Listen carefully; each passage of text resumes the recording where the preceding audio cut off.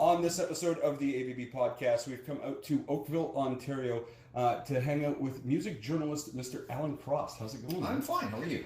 Excellent. Thank you for inviting me into your home. This place is, as I said as I was walking in, it's no surprise knowing who you are, but you have an incredible place here. This is the we're in the basement office. This is where I do almost all of my work and generate all my content. We had Mike Holmes come in and build this a couple of years ago. Oh, so wow. It's completely my workspace. It's amazing. Like, you've got so much. I had the feeling you were a collector just from having listened to your work and that kind of thing. But you've got such a diverse sort of, like, and I haven't had a chance to really take a big look, but you just by looking around, you've got such a diverse group of like every era, every genre. Like, it's just kind of all around. I'm a bit of a pack rat, yeah. Right. And I've always had a sense of history. I've always thought that, well, I could forget this, so I better have a memento of it, a reminder of it. And I'm very picky about what I choose to remember. Okay. And therefore, I'm very picky about what I choose to collect. Otherwise, I just would end up with stuff. There's a crawl space over there that's filled with stuff. Not even sure what's in there, but it's certainly nothing that is going to set the world on fire. But I'm careful with getting. Oh, here comes Schmooze. Oh yeah. So once the cameras are on. Oh yes. This is Bull Terrier number 1. Right.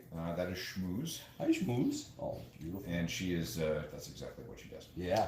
But yeah, record CDs, art, books, lots and lots of books. Whatever, it's all part of the game. Okay. I love the shit out of you, but you are such a beautiful, beautiful girl. Boy, girl.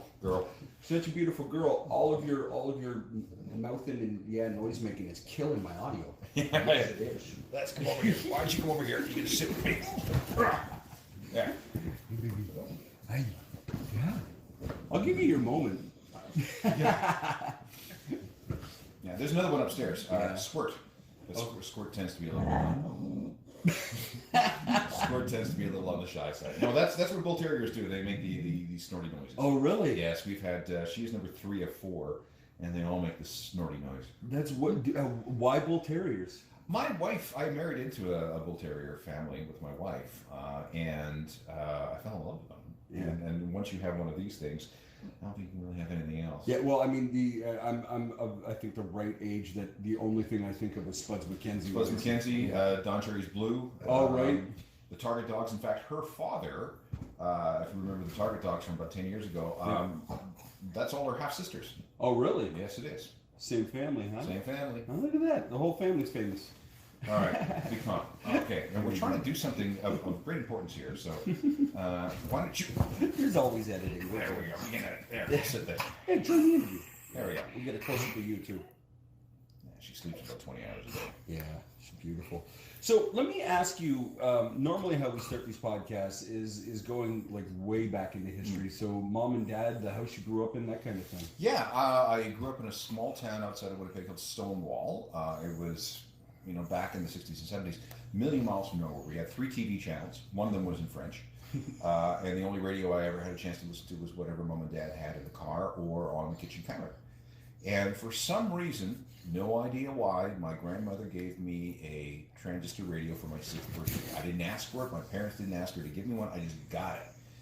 And this little Lloyd's transistor radio became my constant companion because when I turned it on, there were all this music, all this news, all this entertainment, all this information coming from places far, far away. And especially in the wintertime, because there's something called ionospheric skip. That means the atmosphere thickens and turns into a giant mirror for AM radio signals. Okay. So I was able to listen to radio stations from Minneapolis and Chicago and from... Probably from Windsor. Couldn't get the Big 8. Couldn't get the Big 8? Couldn't get the Big 8 because there was on the same frequency, there was another station in Moose Jaw. Ah. So I could hear Moose Jaw, but I could not hear Windsor. Okay. But I could hear Denver, I could hear Louisville, I could hear Cincinnati, I could hear, all the... And it was wild because all of a sudden my world was much bigger than I ever realized it could be. Because all we would get normally would be, the whatever 2 radio stations my dad listened to out of Winnipeg. So I decided at that point that I wanted to do something with it. Okay. That kind of went in and out throughout my life, but I became a music fan. Talk to me about your parents first before we get into that. Long line of teachers. Yeah? Yeah, and they weren't particularly musical. Okay. But they insisted that my sister and myself take music lessons. Right. She took the organ, I took the accordion. But rock star. Making. Oh yeah. You know what? I got up to grade 8 in accordion. Wow. I was quite good at it. I hated it, but I wasn't very good at it. And I had an uncle who serviced jukeboxes. Okay. And one day we went over to his place. It was a Sunday afternoon. We were going to pick up a new puppy, and he had just come back from a round of putting new records into jukeboxes. So he gave me the box of old records. And I remember there were 27 records in that box, and that became the basis of my music collection. Wasn't a very popular guy at school. I did very well in school, so that and I was not a very good hockey player. Two things that made me a pariah right. with a lot of people. But because I became the music nerd, well, that kind of helped me socially. Okay. And like a lot of people, I used music as a way to project myself to the world as a part of my identity. And what was the first sort of record of that collection that grabbed you? Do you remember? Golden Earring, Radar Love, the 7-inch single. All right. I remember that because it was one of the few that I recognized because I had heard it on the radio. Okay. I bet you somewhere in this house I have most of those records, someplace. I've never thrown out a record. Then I decided that I was going to get into collecting music. Dad bought one of these old, horrible Viking console stereos. Big hulking pieces of wooden furniture. The Chesterfields. He bought it for $100, right. which was a fortune, and it had this giant Gerard turntable in it with a tone arm that weighed about 14 pounds. And then at that point, okay, well, we have a stereo in the house. Right. I think it was in stereo. I'm not sure. Who could tell? But then I began to buy albums, and the first album I bought was Elton John's Greatest Hits Volume 1, which the first album I bought with my own money, and that was I bought it uptown at the local general store. Okay. Which was the only place that you could buy records because they had a small little bin at the front with every imaginable sort of genre in it, and they would get records in every Tuesday, and I would go and I would look and see what was available. I spent $4.99 plus tax, and my mom was absolutely livid. Why did you? I wasted that money. Right. Why would you waste money on a record where you can just listen to the radio for free? So, but obviously, that record is up on that shelf someplace. That's great. And as much as my parents tried to keep me from spending my money on things like records mm-hmm. or stereo equipment, it didn't really work. Was that your first collection? Was that the first thing you collected, or did you collect things when you were younger? I had hockey cards like everybody else, right? But everybody did hockey cards. I was all about collecting music because nobody else was doing it. Okay. So I wanted to be, unique in that fashion. So Irene Pearson had a furniture store, and after school on Tuesdays, we would go. Me and a friend or two would go and order the new 7-inch singles, the new hit parade singles, whatever were being played on the local radio stations. And then the following Tuesday we'd go and pick up new ones. Mm-hmm. And that became, again, I think we're paying it 99 cents or $1.29 or something like that for each single. And that again became the basis of of my growing record collection. And whenever there was a party or whenever the school had a dance, people would call me because I had the record. Right. So that was, opened your doors. Well, that made me useful to the cool kids. Right. Yeah. Well, that's all it takes sometimes. Sometimes, right? Yeah. When did the stories behind music start to become important for you? Well, I was always interested in why things are the way they are. So I would go to the drugstore uptown. I would buy Rolling Stone. I would buy Cream. I would buy Circus. I would buy whatever was available because I wanted to know a little bit more about the music that I was listening to. Because back then, all artists, there was a huge mystique. We didn't even know what they looked like. Right. because they weren't on TV. And we saw pictures every once in a while in these magazines, and that was our only connection to them. So if you wanted to get deep behind it, I mean, this is pre-internet, pre-video channel, pre-email, pre-everything. So the only way to learn to put this music into context was to buy these magazines and read about these artists. And I was determined to know as much as I possibly could about them. I'd always been something of a history person. And I learned quickly that if I knew something about an artist, an album, a song that somebody else didn't, knowledge was power. And again, using music as a way to project your identity on the rest of the world, this was very helpful because it made me a little bit cooler in the eyes of, the people who could play hockey. Right. And that became my thing. And I just fell into the habit. So it was really early on. You were just on your own pulling this information. Well, I wanted to be. My idea was to get into radio, but I wanted to be a journalist. I wanted to be a news anchor, or a reporter, somebody who, foreign correspondent, something like that. I didn't want to be along here dope smoking FM radio DJ. I just thought that was a bad idea. That stupid career, no future in that sort of thing. Right. And that lasted until I got my first job, which was out of university. And I went to Kenora, Ontario, with the promise by the general manager that I would be the news person once the current news guy quit. Right. So until then, just play records and talk on the radio. Okay, fine. After 2 months, he quit, and I got to be the news person. I was the newsroom, and I hated every single second of it. Why? It just wasn't what I thought it would be. It was just a grind. It was deadline after deadline after deadline, and the stuff I was reporting on was like traffic accidents, union issues, police reports, dull, lost dogs, dull. So I lasted 23 days. Fortunately, I had applied to work at an FM radio station in Brandon, Manitoba, a pretty cool little place that had no business being as cool as it was, given where it was located. Brandon's actually a weird little town like that. that. University town, and they had flipped recently from like a beautiful music station to a rock station, and they suddenly needed somebody. Okay. So they called me, and I left Kenora so fast that the landlord actually sent the sheriff after me for unpaid rent. That's how quickly that happened. And then from that point on, this would be October of '83, all I've done is really played records and talked about them on the radio. When does A History of New Music get started? That's 92, late 92. I was working, I had spent 2 years in Winnipeg, and then I moved to Toronto to CFNY, now The Edge. And I had worked my way up from being the all-night person to the midday person to the afternoon person.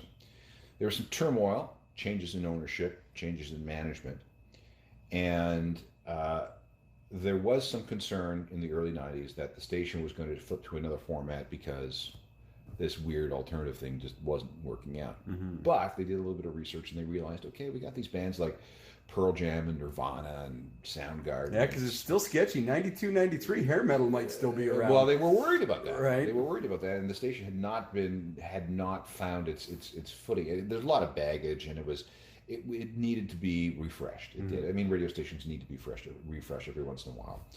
So they thought, okay, we're going to do this, but we're going to have to put this new music that nobody's really heard before at a mainstream level, into some kind of context. So in order to do that, we're going to need a weekly documentary radio show that will explain where this music came from. So they looked around and they found exactly one person with a history degree, which was me, and said, okay, this is what you're going to do. We're going to call this program The Ongoing History of New Music. And I said, that's a terrible name. Well, I don't care. That's what you're going to call it. And it's going to run on Sunday nights, which you're going to write and produce. And then you're going to do these daily features every day. And in addition to doing that, you're going to take you from working Monday to Friday in the afternoon, from 2 to 6 or 3 to 7 or whatever it was happen to be, and you're going to work Saturday and Sunday morning from 6 a.m. to noon.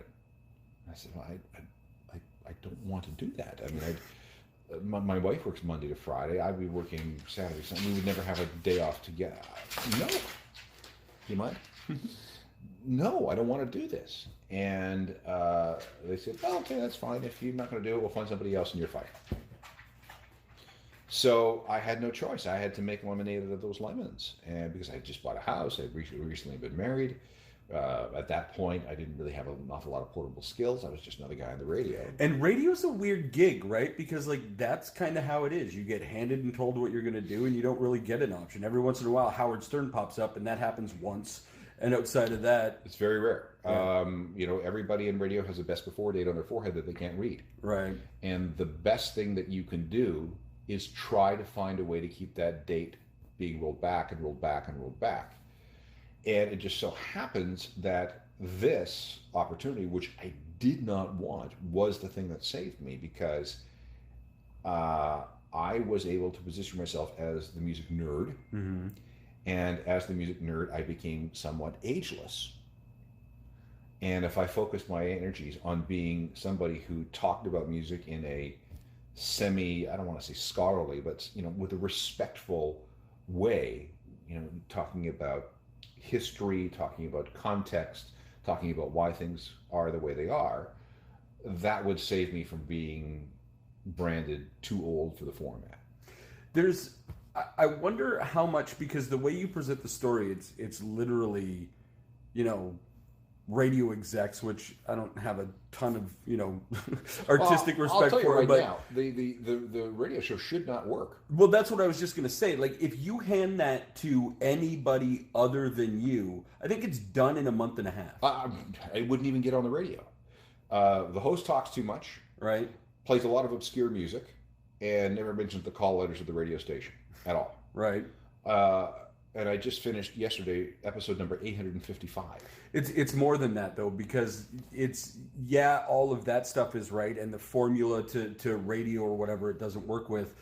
But more importantly than that, you're taking on this endeavor where if you give that let's go make a documentary about music constantly over and over again, mm-hmm. to somebody who doesn't absolutely love the music, you never get anything interesting. Yeah, you are doomed.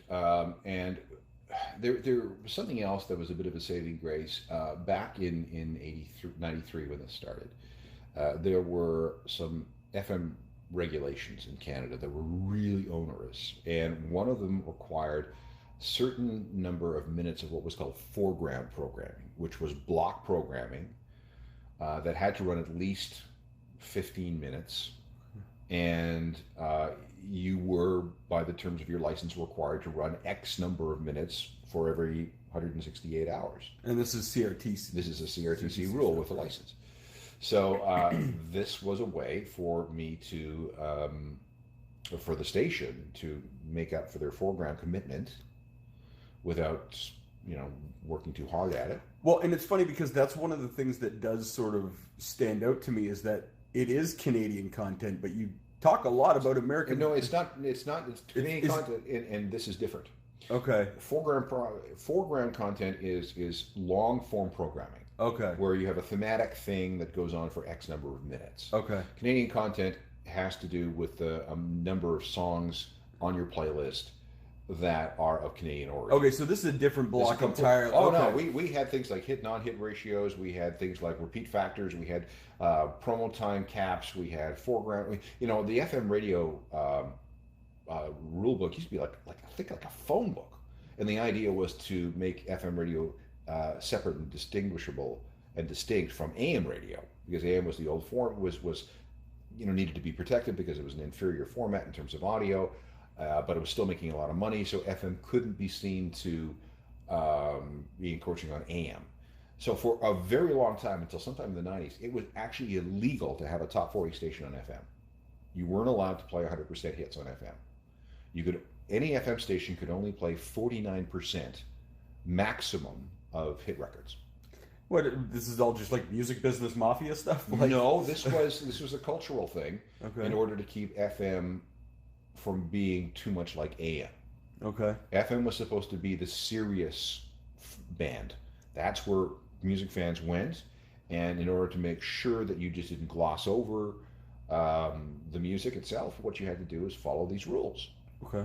And so there, yeah, like I said, foreground hit, non hit. I mean, at one point on FM, you could not play a song in Canada. You couldn't play a song more than 18 times a week.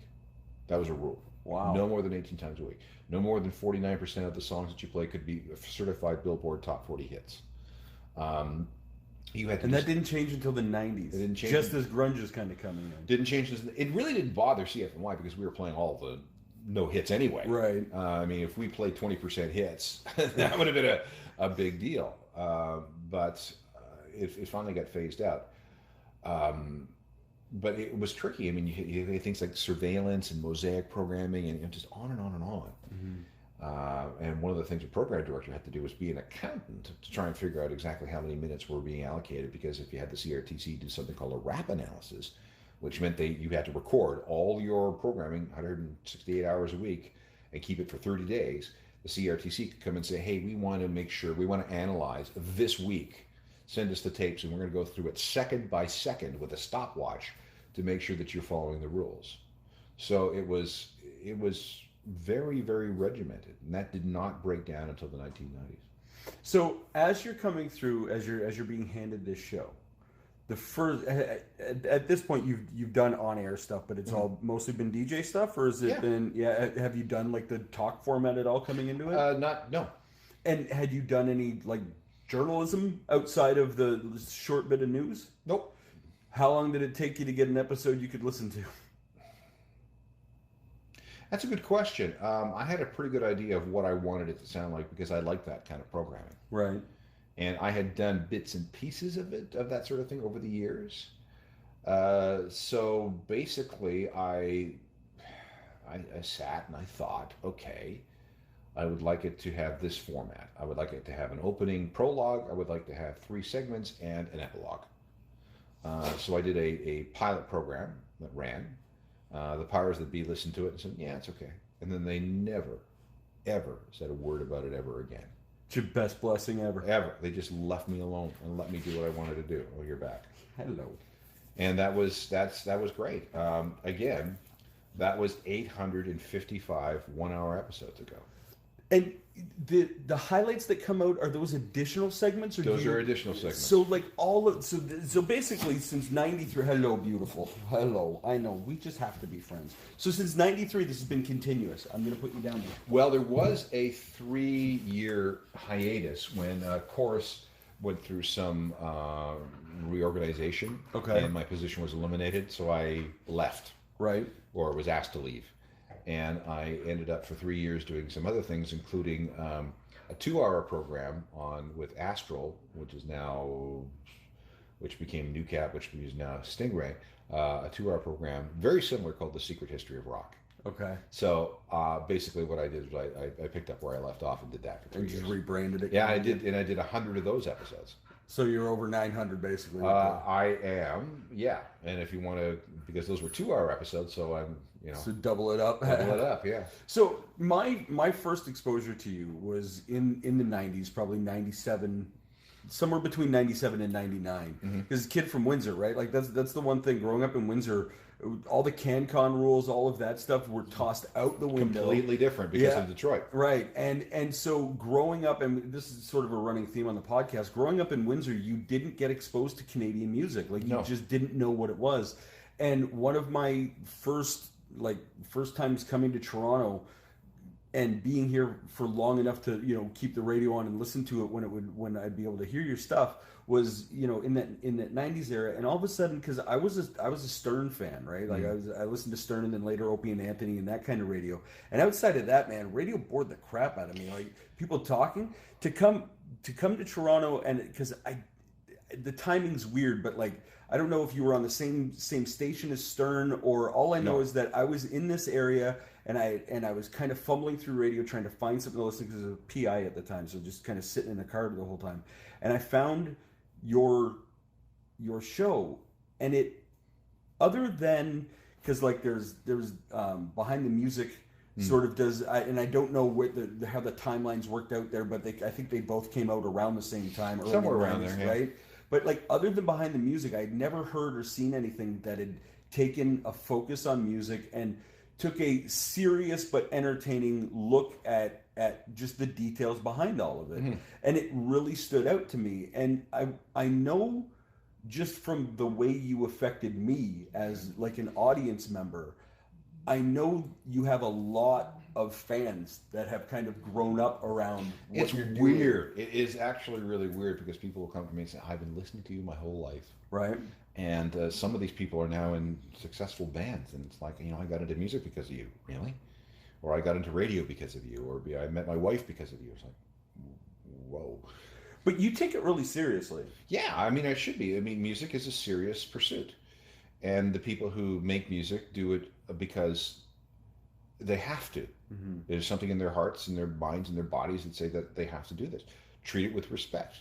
You don't have to like everything, but respect it all. But even not just the music, you take the dealing with fan. Like, I sent you an email and your response back to me was in under 15 minutes. Yeah, and one of the things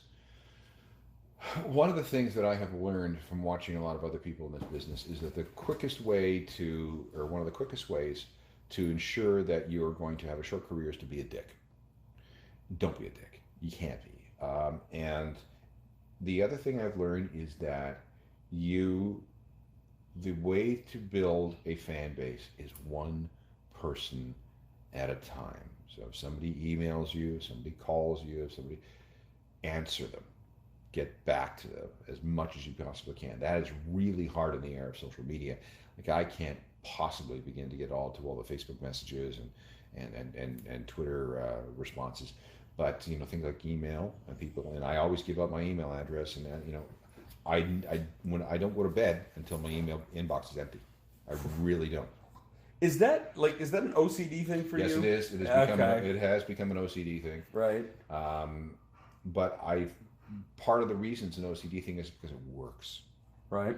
It is one of those things that has kept me employed and has kept me in touch with people over many years.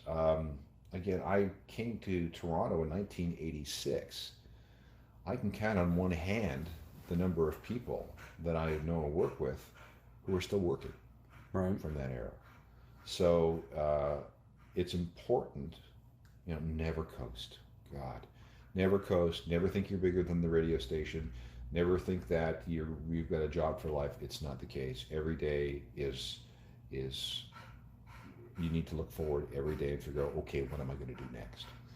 So on my drive from Windsor up to here, I threw on, because for those who don't know, the ongoing history of new music is still continuing to this day, and you can find it. It's still a radio show, yes? Yeah.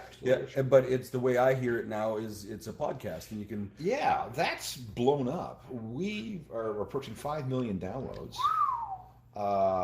I always knew that if we could put it as a podcast, that it would do well. We have to edit the music out because there are licensing issues that we cannot overcome. Right. I have tried, but the music industry, the publishing industry, has not figured it out how to actually make this work. So it's always consistently, I don't know how many months, 20 months or something, consistently the #1 music podcast in Canada. Wow. And this past week, because we did the Kurt Cobain thing and because they put us up on the front page of iTunes, it was the #9 podcast of all podcasts. Wow. In Canada, that particular episode. So it seems to be, now we're selling advertising for it and it seems to be doing okay. Well, and that's what I was going to say on my way up here. I listened to, I don't know, maybe the last 5 or 6 episodes, one of which being the Kurt Cobain episode. In that, you talk about you've come to become friends with Courtney Love. Mm-hmm. You've grown relationships with these music insiders. Can you talk to me about that a little bit? And I don't mean in celebrity name drop way. I mean, you grew up as a kid just sort of as a fan. Mm-hmm. And now you've sort of, in an indirect way, managed to sort of come into it, right? I'm weasel my way into certain situations. Right. Yeah, it's true. and I've met everybody that I've always wanted to meet, with the exception of the Rolling Stones. I'm missing a Rolling Stone on my resume. Right. I gotta find one. And somebody from Pink Floyd, although I think I'm going to get a chance to talk to Nick Mason shortly. So, oh, nice. I mean, I'll take that. Right. So yeah, it's again, this is it's been a very slow but steady burn. Mm-hmm. And the opportunities become available. Sometimes they're handed to you because people trust you after a while, and sometimes they just happen out of the blue. Tell me one that, and you don't, if it sort of violates trust or whatever, you don't even mention names or whatever, but talk to me about like the first time one of those relationships sort of just developed and it kind of like caught you. What kind of relationship are we talking about? Well, it just anything where it just transitions from like, hey, you know, like we've met because we're both in the industry to. Don't have many of those. If we're anything, we're work friends. Right. Artists by nature are very guarded with people who are in the media, and they should be. Yeah. But after a while, if you meet them, I mean, they meet so many people. I mean, they're in a bubble. They go from place to place, and you just don't have a chance to form any kind of relationship. Sure. And they're very, their people are very protective, and they're protective themselves. But after you do this often enough, they start to recognize you. So, the Edge from U2, for example, knows who I am whenever I see him. And I think Bono does too. Every once in a while, Dave Grohl, I think, and a few others. Just because I've had a chance to interview them over, multiple times. So it's like, oh yeah, you. Was there a moment when you realized that it was like, oh shit? Yeah, it's kind of cool. It's like, oh, you remember me? Right. Oh, cool, I guess. Are you still a fan? Oh, yeah.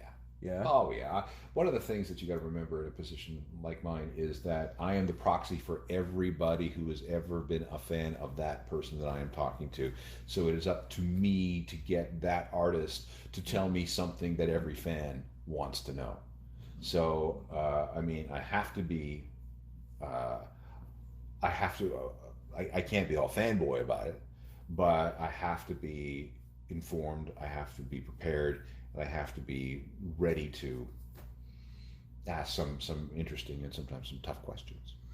Talk to me about that part of it, because you don't pull punches when you go out and do some research. You ask the tough ones. We have to, and it's doing an interview is a very tricky thing, and it's only something that you learn after many years of practice. Because especially when you're dealing with somebody like a musician, an artist, because they're in their bubble, they are asked the same questions over and over and over and over again. Sometimes they mess with you just because they're bored. Right. So how are you going to get something out of them that nobody else has that they've never told anybody else? And it's really kind of like a game of chess. It's really like a game of chess. That's enough, thank you. Trying to maneuver the conversation into an area where they feel comfortable enough with you, so that they begin, whether they know it or not, to trust you. And when you can find somebody that trusts you in an interview, they'll tell you anything. What was the toughest interview you ever had?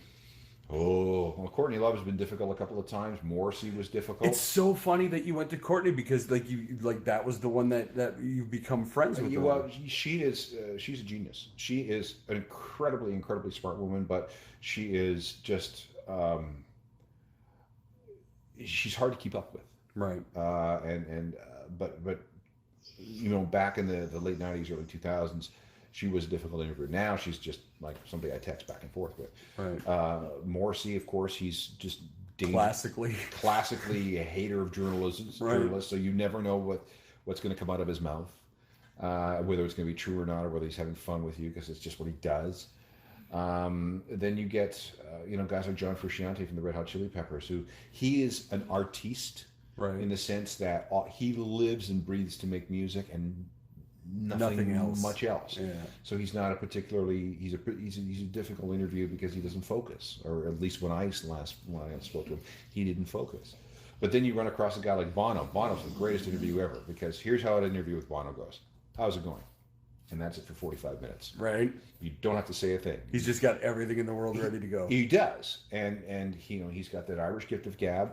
And not only that, he's got a tremendous amount of charisma. So when he's talking to you, you think that you are the only person in the world that matters. And you probably are for that moment, for that time that you have her. Bowie was exactly the same way. Yeah. When you talk to Bowie, it was like he looked you in the eye, he told you stuff, and it was like Ziggy Stardust is talking to me, and I'm all he cares about for right now. So my experience has been, the bigger the star, the better they are at interviews, because they've done so many and they understand it's part of their job. And some weird stuff happens every once in a while. I went down, remember them Crooked Vultures with Dave Grohl and Josh Homme and John Paul Jones. So I went down to interview them just before their album came out, that one and only album. And I did this at Pink Duck Studios, which is in Burbank, which is Josh Homme's studios. And it's in a residential area. You would, it would look like an old Korean grocery with the front door all sealed up. You had to go around the back. So I go around back, and there's a picnic table, and there's the three of them just sitting having a beer at the picnic table. And one of the people from their management comes, come on into the control room and get your stuff set up. So okay, fine. So I'm in the control room getting my computer and my mics all set up, and John Paul Jones comes in. And hi, John. Hi. He picks up a bass that was sitting on a stand and plunks something vaguely Led Zeppelin-y, puts the bass down and goes, "Oh, I'm sorry, I've been so rude. You've had a long journey. Can I get you a cup of tea?" Yeah, John, that would be nice. Okay, milk or lemon? Milk, John. Okay, fine, thanks. Okay. And he walks out. I'm working my stuff. Did I just send the bass player of Led Zeppelin out to get me a cup of tea? Right. He comes back, and it's on a china cup and saucer. Take a sip and make sure I got the sugar right. Yeah, John. Okay, fine, thank you. And then leaves. Just a tremendous gentleman. Right. And then the interview eventually starts, and Josh Homme's in a studio chair, and he's spinning around like a top. And I'm in a sectional. Dave Grohl's next to me, face down, snoring or pretending to snore. And John's sitting there with a cup of tea. And I'm thinking, okay, Queens of the Stone Age, Led Zeppelin, Foo Fighters, Nirvana. Okay, I have 200 million records looking at me right now, and I have them all to myself. At that point, I have the scariest job in the world. I have the best job in the world. Talk to me about your research. Okay. What is it? How do you, because like one of the episodes that I listened to was your 60 facts in 60 minutes, right? So clearly there's a system for you, right? Yes. I'm looking at 17 computer screens over here. And you clearly spend quite a bit of time going through here, and you've got a system that's involved. I do. Talk to me about your process. It is a 24/7 thing. It is a lifestyle where I'm always looking for stuff. And when I find it, make a note of it, store it away, and I always plan ahead. So I know already what the ongoing history episodes are going to be for the first couple of weeks, months in the fall. How do you make those decisions? I have to... there's two things. Number one, it has to be things that I know the audience may like.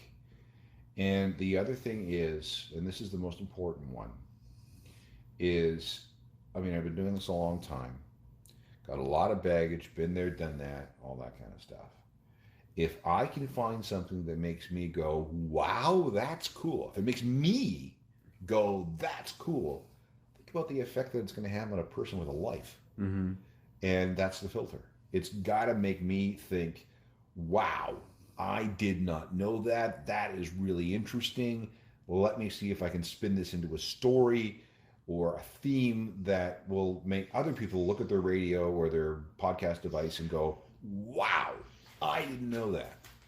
And in an era where music is being dominated by streaming, which is basically just in one ear and out the other with no context whatsoever. There's no cost whatsoever to a lot of people because they get the free tiers. It's organized noise. There's no relationship with the artist, no relationship with the song, no relationship with the album because there's nobody to tell them. They either like what they hear or they don't and they skip it. What can you do to keep people from skipping? Or what can you do to get people to go into this particular direction that is actually going to be more fulfilling for them than just a algorithmically collected playlist? Do you have people that, because going back to the question I had about your fans, do you have people that tell you they fell in love with the band because they heard about them through you? Oh yeah. Can you give me one of those? Joy Division. Yeah? Yeah. People, Joy Division broke up in 1980, so that's a long time ago. So, a 22-year-old coming around and say, I heard you talking about this band called Joy Division. They're great. I can't believe that they were around in the 70s. Well, yeah. So something like that, yeah.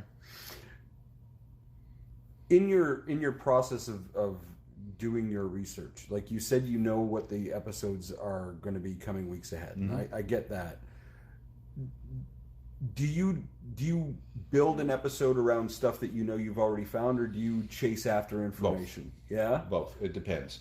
I can be lying in bed at night and go, oh, that's a good idea. That's a good topic for a program. Let's see what I can find. Or,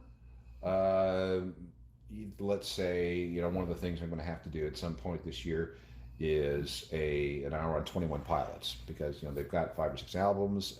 They are a huge band right now. And there's a deep history there, and they've built this own mythology around them. So, okay, it's time that they've graduated to the point where I need to talk about them. Do you have a hard and fast rule about when you will and when you won't talk about? Just have a feeling. Yeah. Yeah, and again, if you're doing this 24 hours a day, 7 days a week, your feeling's pretty good. Yeah. Do you have stock? Like, do you have enough because I know you've got episodes that you're building up to, but like, how far in advance do you think you've got enough for at this point? Like, if I just turned your research ability off, how long do you think you can keep going right now? Oh, stuff that I've actually got sort of like in the tank? Yeah. Probably 2 months. Yeah? Probably about 2 months, yeah. Without even really having to try hard. Yeah. After that, it would be a bit of a struggle because music moves so fast. Right. And stuff becomes available so quickly, and a lot of stuff is pretty effervescent, so you have to grab it while it's around.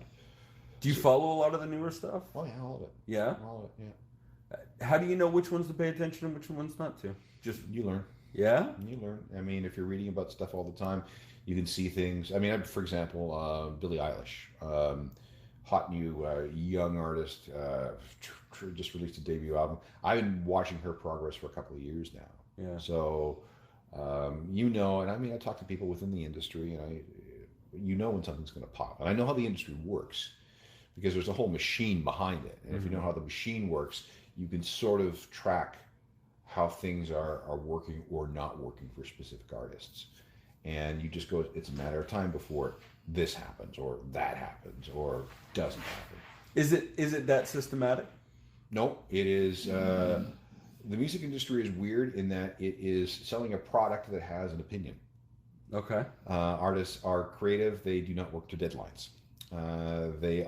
It's highly emotional, and you can push an artist on the public, and the public won't buy for whatever reason, and you don't know. But then you can have an artist that you're not really paying much attention to, and the audience pulls with that artist. I mean, that happened with Nirvana, for example. Right. Nobody believed that Nirvana had a hope in hell of doing anything. They thought that if they sold 100,000 copies of Nevermind, it would be a success. 150, they'd be over the moon. And when the album was first released in 1991, they shipped 46,000 copies to record stores. Quickly sold out. In a couple of weeks, it was selling 300,000 per week. And that was, I mean, I was around back then. I was on the radio back then, and I remember watching this thinking, I mean, it happened really, really, really fast. And that was an example of the audience pulling at something rather than the industry pushing something on them. And you've seen it happen both sides, right? Is there, because like as a musician, as a guy who considers himself an artist and hangs out with artists who have artist conversations, when you talk about the business of art, the idea is that it's either authentic or it's commercial, and there is no in between. Do you buy into that idea at all? I think every artist. Well, no. Let's put it this way: there are degrees. Uh, what we are seeing lately, and we've seen this it comes in cycles. What we've seen are artists and acts carefully put together, carefully manufactured, using even mathematical formulas of songwriting to make sure that the risk of them being rejected by the public is as low as possible. So there are algorithms, there are software programs, there are all kinds of things that, for example, look at data points of certain songs, and based on historical success of other songs, does it have a chance of breaking through or whatever. So there's that. There's the factory. There's the star-making factory. Then there are the artists who will not play that game or cannot play that game, or are just not malleable. And those are the toughest ones to sell, because they may be great and you may sign them to your label because you want to make an artistic statement, but you have no idea if that artist is ever going to catch on. One of the episodes that I was listening to on the way up here was your interview with Gavin Rossdale. Mm. And what I loved about it is you specifically were talking to him about one of the things I wanted to talk to you about. And that is the evolution of the music industry over the last 25 plus years. In conjunction with the evolution of the music industry, the radio industry completely changed during that time as well. Yeah. You want to give me a little bit of your perspective on sort of both of those? Sure. For the longest time, we had some cultural gatekeepers. Those were record labels, radio stations, record stores, and music magazines, and to a certain extent, after a while, video channels, MTV especially. Mm-hmm. And they were the filters. They determined what made it to the general public. When the internet came along, those cultural filters, gatekeepers, lost almost a tremendous amount of their effectiveness and their power, because everybody could get any song they wanted, wherever they happened to be, whatever time of day, on whatever device they happened to have. So everybody became their own music director. This was great for the fan, because it gave them all the power. But it was also a bad thing for the fan, because all of a sudden they were exposed to more music than anybody could ever get through. And a lot of that music wouldn't have made it through the filters in the old days, because it just wasn't that good. Just because you make music does not mean you deserve to be heard. You have to deserve people's attention. And that has created a real glut of music right now. And we aren't going to see what we used to have in the day, the idea of consensus. So when I was in grade 10, there were 30 people in the class. 3 of those people were country music fans, 7 of them were pop music fans, and the other 20 were Kiss fans. And they were Kiss fans because the radio told them that Kiss was the greatest band in the world. Magazines told them that Kiss was the greatest band in the world. You went to the record store and there was Kiss records up front. So Kiss had to be the greatest band in the world, because that's what the cultural filters were telling you. And you believed it. And we all agreed upon it. And Kiss became the biggest band in the world, as far as we were concerned. That sort of thing is what sustained the music industry until the internet came along, when the idea of consensus, because everybody had their own choice, broke down. And now everybody thinks they're an expert in music. There's nothing wrong with that. And they surround themselves with the music that they like, rather than what the idea of what's everybody else listening to has diminished. It's what I want to listen to. And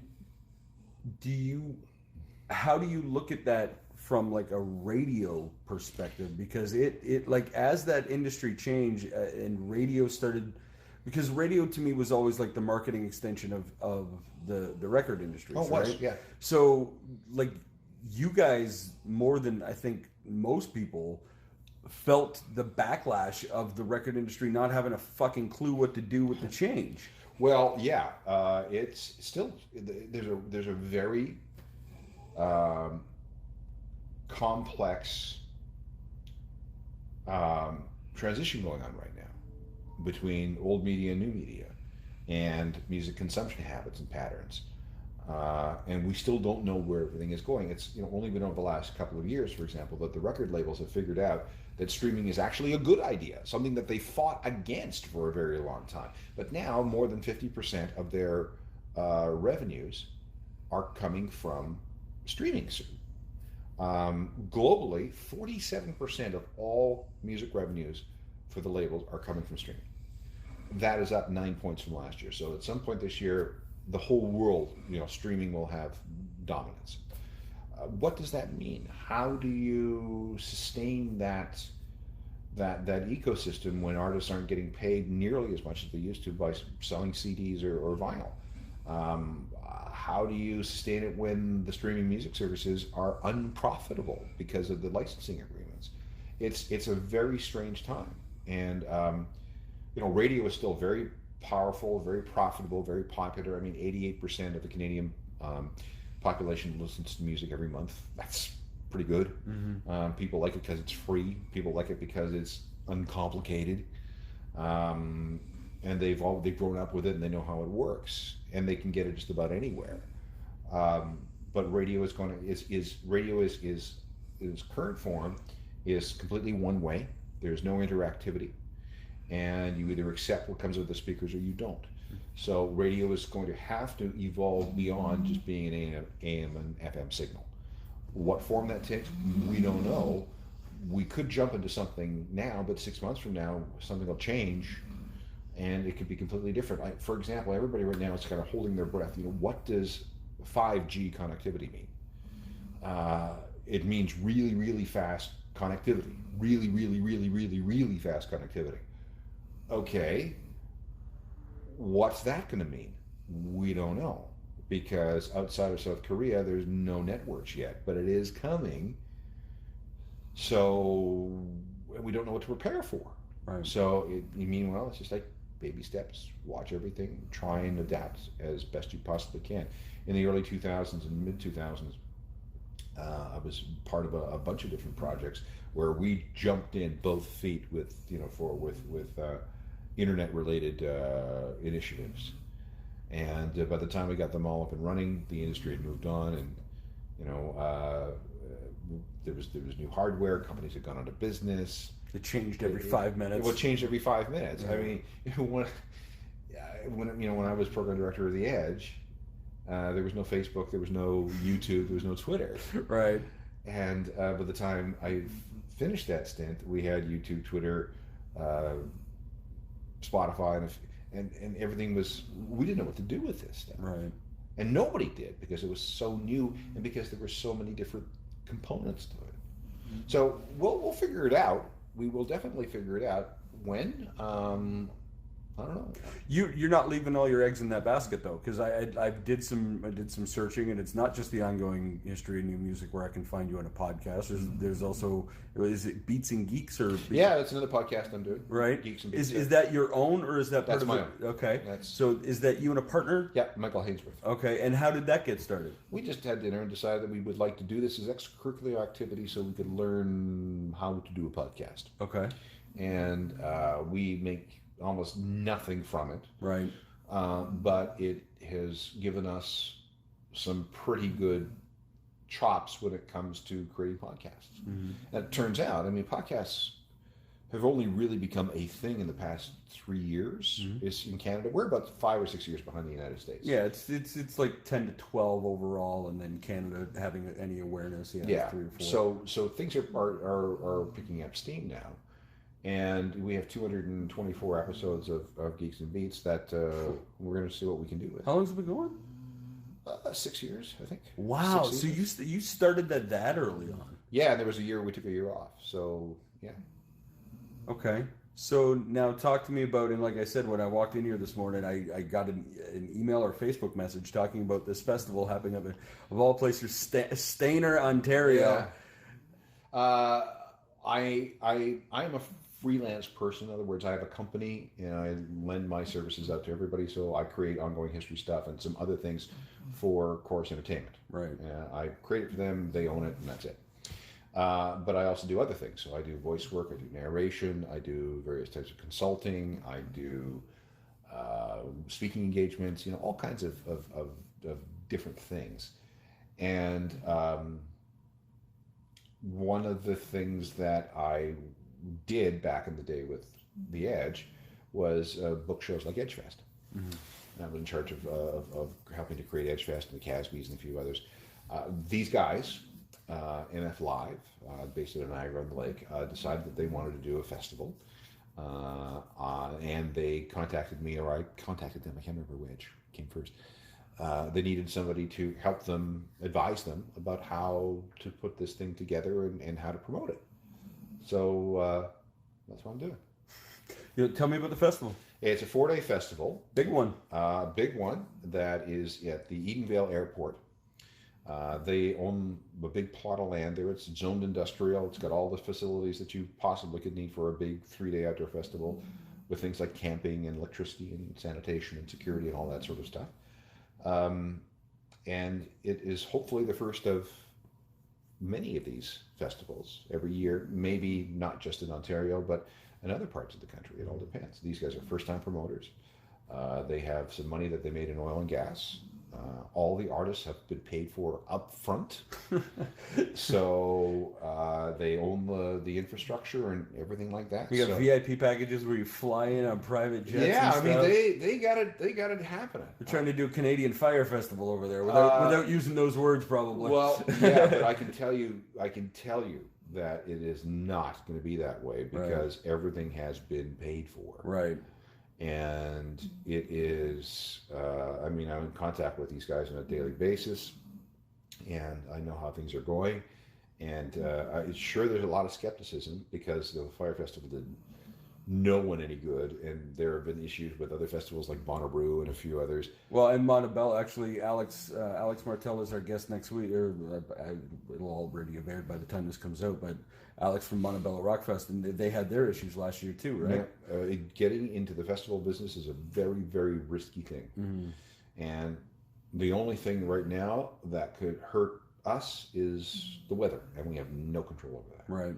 Otherwise, all the T's are crossed, all the I's are dotted, and we just got Aerosmith last week. It's amazing. So Nickelback, Alice Cooper, Peter Frampton, Lynyrd Skynyrd, Kid Rock. I've lost count. Right. Big Wreck, I Mother Earth, Matthew Good, Cheap Trick. You put the bill together? No, I didn't. Okay. I did not put it together. But some of them were run past me. Yeah. What do you think of this? And then no, terrible idea to get Kid Rock. That'll never sell. He was the first guy to sign on. He was the very first guy to sign on. And then once he did, everybody said, "Okay," and the money's in the bank. Yeah. Okay. Well, we're interested now. Right. It's an interesting experience, right? Well, Ontario doesn't have any music festivals. The biggest province in the country, the most populous province in the country, and we don't have any big outdoor music festivals. Quebec has them all, and the only other exception would be Ottawa Blues Fest. And then there's this Guelph Hillside and a couple of other smaller ones, but there isn't a big music festival in Ontario, and I want to change that. And if I can't remember what the population is from within a 6-hour drive. I think what is it, like 10 million people? Within 6 hours of Stayner. Yeah, maybe more. It's when I saw the bill, I was pretty excited when I saw it today. It's gonna be good. I'm really looking forward to it. Thank you so much. Oh, you're welcome for very sitting much. down with me. That's another episode of the AVB podcast. There's going to be links below as usual. In the description to all of the stuff that we've been talking about, Alan's various projects, as well as the festival, and of course to all of our sponsors and to all the places you can find us. We will catch you next week, folks. See you later. That'll do it for this episode of the AVB podcast. Don't forget you can subscribe to our full audio episodes on Spotify, Apple Podcasts, or anywhere you find your audio podcasts. The full episodes, highlights, and our live off-the-floor performance videos can be found at our YouTube channel, and you can follow us on Facebook and Instagram at the AVB Podcast. Of course, you'll find links to our incredible sponsors and this week's guest in the description below.